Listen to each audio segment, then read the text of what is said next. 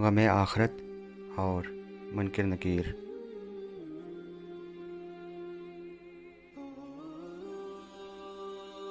حضرت سعید بن مسیب رضی اللہ عنہ روایت کرتے ہیں کہ ایک بار حضرت عائشہ رضی اللہ عنہا نے حضور اکرم صلی اللہ علیہ وآلہ وسلم سے عرض کیا، یا رسول اللہ، جب سے آپ نے مجھ سے منکر نکیر کی سخت آواز اور قبر کے دبانے کا تذکرہ فرمایا ہے، اس وقت سے مجھے کسی چیز سے تسلی نہیں ہو رہی اور قبر کا خیال اور فکر مجھے کھائے جا رہا ہے۔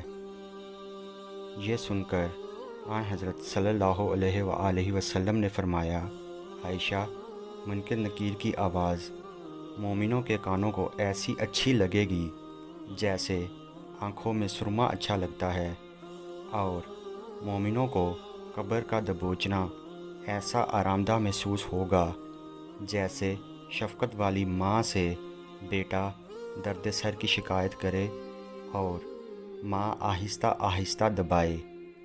لیکن اے عائشہ، اللہ کے معاملہ میں شک کرنے والوں کے لیے بڑی تباہی ہے۔ جانتی ہو وہ قبر میں کیسے دبوچے جائیں گے؟ پھر حضور اکرم صلی اللہ علیہ وآلہ وسلم نے خود ہی فرمایا، وہ اس طرح دبوچے جائیں گے جیسے بہت بڑا پتھر انڈے کو کچل دے۔